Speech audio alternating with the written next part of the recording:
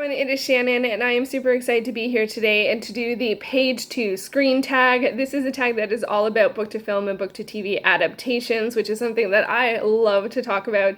I found this tag I saw it first at Deidre's channel, Shade Tree Books. I will link a link to her video up above for you to check out. Unfortunately, it looks like the original tag is no longer available. However, there is a playlist for people who have done the tag, so if you would like to see even more book to film goodness, I will leave a link to that down below for you to check out and watch more people do the tag. I gotta say, book to film and book to TV stuff is one of my favorite things ever, and reading book to film adaptations is my longest running book or film tradition. I've been doing it since 2010 when I had a film site, and I gave myself a list of like a whole bunch of books to read that year that were being adapted, and from then it has become an annual tradition. And it's taken different forms over the year. I did do a book to film club for a couple of years, and then some years I only read one or two adaptations, but I always like keep an ear to the ground whenever I hear about something being adapted, and I love reading things before they're adapted for films, although over time I've realized with TV adaptations I like reading it after, but had lots of misses before I noticed that. But anyway, now I'm just talking about stuff. Let's get to the tags. Let's get to the prompts. The first prompt is, what page to screen made you cry in reaction to both formats? I don't have a great answer to that, but I do always cry when I read The Giver. Always, always, always. I didn't cry in the film. The film I thought was an okay adaptation. I haven't rewatched it recently. I saw it when it came out in the theater, but when I read the whole series last year, I meant to watch the film, but I didn't. So it's possible I might cry again, but I don't think so. So yeah, so I don't have a great answer for that. Sorry. Number two, what page to screen are you looking forward to this year? This probably will not come as any surprise as I recently reviewed it on my channel, and that is Dune.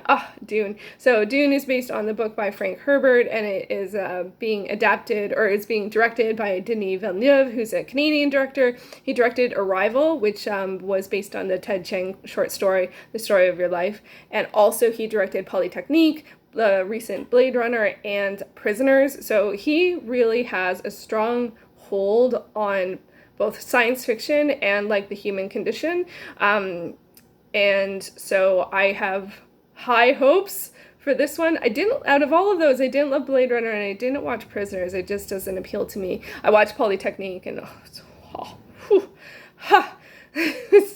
this is a tough film, but I'm looking forward to the adaptation of this. I'm going to just share what the casting is. If you do not want to know the casting, just jump ahead to when I'm not showing the Dune picture anymore, because I know that casting can be a bit of a spoiler, but it is also something that is fun to talk about. So the casting for Dune is, the lead role is going to Timothée Chalamet, who I have never seen in anything. He is being cast in so many things, especially book to film adaptations. He's in The King. He is in Call Me By Your Name, I think that's what it's called, both of which I really, really, really need to see. And I have to see him in something because my goodness gracious, he seems to be like in everything. Dune also is starring Rebecca Ferguson, Jason Momoa, Stellan Skarsgård, Oscar Isaac, Josh Brolin, Javier Bardem, and Zendaya, and I'm not sure who each of those people are. I'm pretty sure who Stellan Skarsgård is going to be. I'm sure he's going to be like from the original Dune, not Sting, but the guy like Sting's boss or whatever. So anyway, so if you're unfamiliar with Dune, it's a science fiction epic,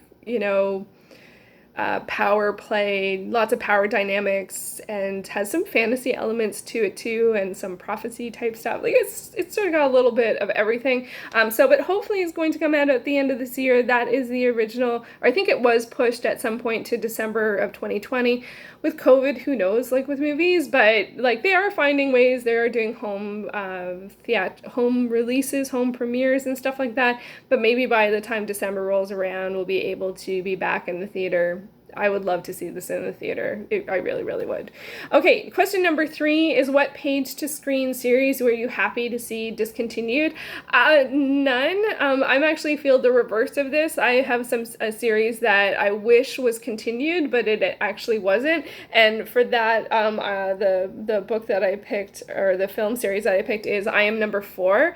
This one came out, I think, in 2000 and 11, and it was the first book that I picked for the book to film club that I ran. I know there's some controversy with this in terms of the author, because it's not one person, and it was hired out, and there was, there was controversy over that, which I didn't know at the time. But I really enjoyed the film, and I really enjoyed the book, and I thought it was a really good adaptation. It's very fun-spirited. It's a bit more like of a family movie, like a family science fiction adventure-y movie than I think some people were like expecting. But I loved it. It has an element of found family and also like home, and those are themes that I really enjoy. And so that was something that I really enjoyed about this film in particular. But it did not do very well. It did not do very well, unfortunately. Number 4, what series would you like to see as a page to screen? This probably will come as no surprise to regular viewers, but the Kate Daniels series by Ilona Andrews. This is an urban fantasy series. It's 10 books long plus supplementary works, and it is a complete long arc story. I think it would be great to be adapted to a TV series because there's so much content. There is shape changers and tech and all different, there's vampires, but it's actually a very different take on vampires. And sometimes in this world, sometimes tech works, like sometimes technology works, phones, cars, and sometimes it doesn't. Sometimes magic works. So it's really, really interesting. And I believe it's set in Atlanta. Yeah, I love that series. I also think it would be interesting to adapt the Ishmael Jones mystery series, which starts with The Dark Side of the Road by Simon R. Green. I read just this first book earlier this year, and I think it's a mystery urban fantasy would be a really interesting like film or TV series, because you have like one story. If it's like the first one, you have like one story complete per book, and then there is a sense of a long arc story too, but I've only read the first one, so it's a little hard to say, but I think it would be interesting to see it adapted. And the first one is kind of like a what's it called? It's a mystery term. I'm not so much a mystery reader.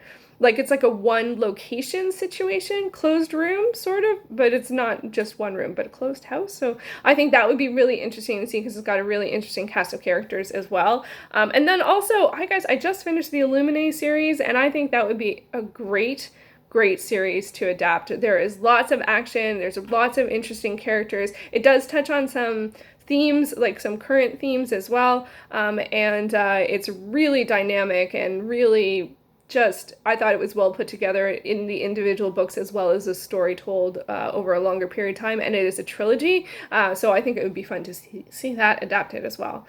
Number 5, what page to screen in production that you are excited about? Now this is one that I haven't heard an update on it for quite some time, but I am really curious to see what it would be like, and it is Sister of Darkness, The Chronicles of a Modern Exorcist by R.H. Stavis. And this follows a woman exorcist, and it's a nonfiction book. So I don't know if the film is going to be like what tone it's going to take. Like I don't think it's going to be a documentary because it's based on a memoir.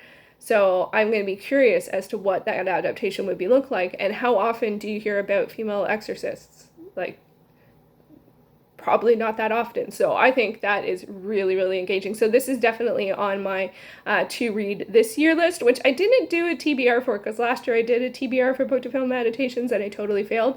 So, but it is on my spreadsheet to read this year, but I haven't started it yet. I think it's on Scribed, but I picked it up on Kindle, so I can read it at any time. Next up, what page to screen do you appreciate as separate entities? This is actually kind of on a similar theme, but my goodness gracious, The Haunting of Hill House. Okay, so there is the book, The Haunting of Hill House by Shirley Jackson, which is extraordinary. It's a 5-star read for me. I don't give a lot of 5 stars. I read it 5-7 years ago. It is so good. It is so haunting, not just the paranormal elements, but just the other themes in the book. It is so good. And then I adore the original 60s film version that was directed by Robert Wise. I still consider it one of the scariest movies of all time. I still watch it every once in a while and go, why am I watching this? It's so scary. I don't know if people seeing it for the first time now would still find it scary, but I still do. I really, really do. And then we have The Haunting of Hill House, the TV show, which is brilliant. Now, I think you appreciate this show so much more if you have read the book, and the spin it takes on the story, like it's not a direct adaptation. It really takes some very interesting liberties and goes in different directions, and it is so good. And I wanted to watch it and I wasn't sure about watching it, and then I watched it with my sister Susie. We watched the whole thing together, which was so special. And because we both love paranormal stuff and talked about it on a podcast for many years, but also because the TV series is about siblings, and there's not tons of stories about siblings, and even when it is, it's often like about two siblings, but this is about a whole sibling set. I think it's 4 siblings, and me and Susie, and we have 2 more siblings, so it's like we're a 4 sibling set. So it's just like there's just something special on so many levels on that level, and then also how it incorporates and refers back to the book in such an ingenious way. Or is it 5? I'm trying to remember. Is it 5? Oh, even that is interesting. Anyway, so yeah, on their own, they're each individually great, but as a set, so good. And there is going to be a second season of The Haunting of Hill House, which I'm very curious to see where they're going to go. Number 7, what hyped page to screen did you not vibe with? So this actually is a similar tone, but wasn't working for me. And that is Abraham Lincoln Vampire Hunter by Seth Grahame-Smith. I didn't enjoy the book, and I unfortunately didn't enjoy the movie. It feels very strange because it feels like a lot of the things that I would normally like just didn't jive with me. I don't know if it was the historical element, the American setting, I don't know. It just didn't work. Neither worked for me. And then also, sad to say, I did not love the adaptation of The Little Prince, which made me so sad because I love Le Petit Prince. That story, it was when I read it 7 years ago, again-ish, and I was like, whoa, how had I never read this? And I'm like, for me, it's also a story that really matched my sensibility. Like, it hit on things I already believed and made them and emphasized them. And sometimes I think we connect with stories that reaffirm our belief systems, and I felt like that did, like not in this instance, not in a religious sense, but in terms of what I felt it was saying about creativity, and which feels like strange because the movie really is like more of an adventure film, more of a kids film, and it just didn't resonate with me. It just didn't pick up on the things that I felt impacted me when I read the book. So it was quite disappointing. Sad to me. Number 8, what is the best page film adaptation you have ever watched? I'm like, the best is too hard. Like there's too many. And there's also ones where I feel like it did a better job of like, they saw more than I saw from the books. Like Lord of the Rings is brilliant. Like the adaptation of Lord of the Rings is amazing. I didn't love the books though. So for me, it feels like the best because I got to experience what other people saw in the books. It's like the reverse of the Petit Prince. Like I got to experience the wonder, the magic, the mystery, the horror, the impact, the depth, the toughness of the whole story, and I'm like, wow, that's not what I got from the books at all. So I think Lord of the Rings really is, but honestly I think it's also like a go-to answer, but that's my go-to answer. But one of my favorite, it may not necessarily be the best, but one of my favorite and most unexpected, completely fun adaptations was Meg, or The Meg, based on is it Steve Allen book. So this is a shark adventure horror thriller novel. And in the film, Jason Statham plays the main character, who in the book is like a scientist. I can't remember if they even stuck with that with the movie. I don't even know. The movie was so much fun, and I read the book in anticipation for the film, and the book has a weird, like, it has quite not weird, but it has an interesting, a lot of people read it, which I was very surprised at in the past couple of years, but which is fine. But the film was actually so much fun. It was so much fun, and it's not it's not a super traditional, like, they kept to the main stuff But, they definitely took some liberties, but it was so surprisingly wonderfully fun. And there was actually, for me, there was a span of time before I read the book and watched the movie, which I actually think is better, because if you read it right before, I can get really analytical and nitpicky, and I find that makes my enjoyment go down. So I like to give it some time. And also, man, films often get pushed, so it's hard to predict when they're actually going to come out, unless it's really big blockbusters. And even then, Meg got pushed back, Dune got pushed back. So anyway, number 9, what page to screen did you watch that you like the ending better on the screen? Normally I would skip a question or a prompt that has anything about an ending, because endings are always spoilers. That being said, this is something that I think most people have either read or don't care about, and I actually can't quite remember how different they are, but I loved the ending in this film so much, so I am going to go with 50 Shades of Grey. I loved the end of the first film. Say what you will about what that says about me. But I loved the ending of the first film. I can't remember how close it is to the book, and I don't remember the second book that well. I still have to finish the film series. I finally finished the last book last year, and so I just have to watch the final film, which is now on Netflix here in Canada. But I don't have the second movie, and I don't want to buy it or rent it, so I'm like, Urgh! So I would love to rewatch the whole thing, but I will figure that out. That's not what this question is about. But anyway, that is my answer for what ending I like better on film. Number 10, what did you enjoyably watch on the screen and now you'd like to read on the page? I actually don't have a situation for this right now, that there's something I've watched but haven't read the book. I tend to avoid that, but there have been a couple of instances where I did do that, and one worked out well and one did not work out well. The one that didn't work out well was Blade Runner. I eventually, I saw this as a kid, I've seen this a million times, but I did eventually Do Android's Dream of Electric Sheep, which is by Philip K. Dick. I did not like it. It does not hold up over time, especially in terms of gender dynamics, and it really is not that closely linked to the film. And it's weird because the film is so centered in my mind because I have been watching it my entire life, so I was just kind of like, this came from that. Like, yeah, the plot lines, yes, but it's so different, and I didn't like the book, which gives me now a complicated feeling about the film. So that was a not great situation. And then another time when this sort of happened was that I watched the film The Daughter, which is an Australian film, and I did not know that it was based on the play The Wild Duck by Ibsen. So afterwards I did read The Wild Duck, and it is amazing. And this film is amazing. This is a film I do not hear a lot of people talk about, and it's so good. It's so good. But don't look up the plot. It's definitely when you don't want to look up the plot. So yeah, that is my answer for that. Number 11, what page to screen have you neither watched nor read because you can't choose what to do first? Also Australian. And this is... I never know how to pronounce this. I wrote a little line to remind me. It is like Don't Hold Your Breath.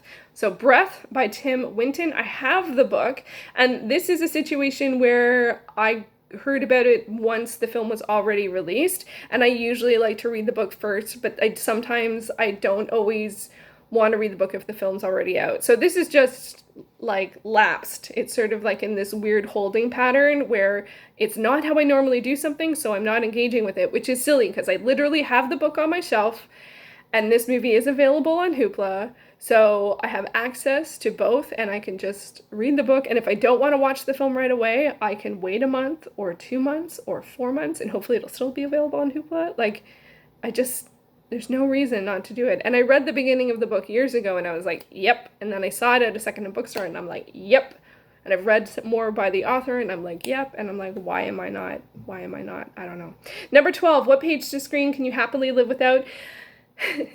So this is funny because when I look this up, it looks like it's not an adaptation, but like, come on, it's got to be an adaptation. So I'm going with Hollow Man or any more Invisible Man by H.G. Wells adaptations. Hollow Man was horrible. It was horrible. the themes and things people can do when they're invisible, I am done with that. I don't need any more of that. And I know that there is the new film, and I did read Invisible Man in anticipation for that, so I don't know why I did that, but now I'm like, okay, I'm done. I'm gonna watch the movie because once it's available for free-ish, like on some subscription service, but I'm not gonna buy it. But I'm done. I'm done with that. But I am curious for the new one. But yeah, so yeah. Number 13, what have you recently read that you like to see adapted for screen?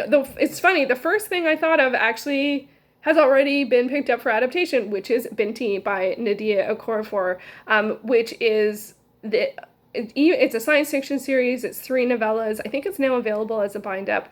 Don't quote me on that though.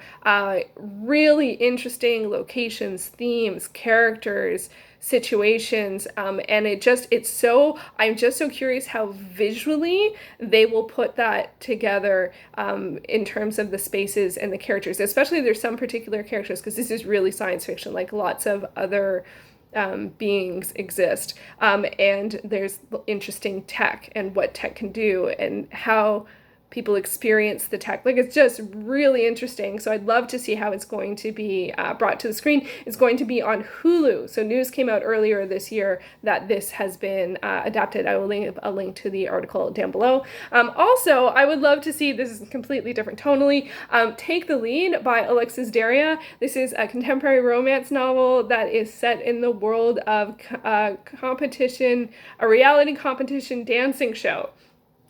And romance. Like, I think that would be great to see on screen, because you have dancing and you have romance and in competition reality, but like, why not do it fictional? Like, we have it reality, but why not have it, instead of like it being like, people's lives that you're messing with in terms of reality competition show, it's fictional so you can enjoy it. It's like Unreal, right? Like the TV series Unreal. I don't know how many people saw that. Wow. I only saw the first season and it was brilliant, but it was wow. But I think it would be really fun to see this adapted to the screen, or either TV or film. And I would love, this is primarily, I think, One Day in Horrorland by Goosebumps. I don't know if any of the Goosebumps series ever did this particular story. I thought it was hilarious. And it had great locations. It's set at an amusement park, and there's so many different sort of like set pieces. Like, it would be a great movie. I don't know if it would be a good TV show. I think you would have to build on it, but I think it would be a great movie, or like a long form, like a Twilight Zone episode. It would be great as that, like that kind of anthology, like one in an anthology, which maybe it was. I don't know if it was adapted. I never watched Goosebumps. I was not of the age group where it made sense. Not like I care about that anymore, but at some particular times in your life, you want to stick to whatever. Anyway, One Day in Horrorland is my other answer for that. So there you go. There are all of my answers for the page 2 screen tag. I hope that you enjoyed that. I will leave a link to the Deidre's video down below, as well as the playlist. If you would like to be tagged in this video, please consider yourself tagged. I would love to see your responses, or if you just want to do the questions yourself, I will leave them down below. You can take them to your journal, do a blog post, like, just enjoy. I love talking about book to film adaptations. I could do it all the time, obviously, or book to screen adaptations. And also, let me know, did you watch The Haunting of Hill House? Because I feel like I haven't heard a lot of people talk about that one, and especially if you enjoyed and read the book and or the film, like, I really think it's something special. For me, it really hit me hard, and so it's like the one. So yeah, so there you go, page to screen goodness, and thank you so much for watching, and I'll be back soon in another video.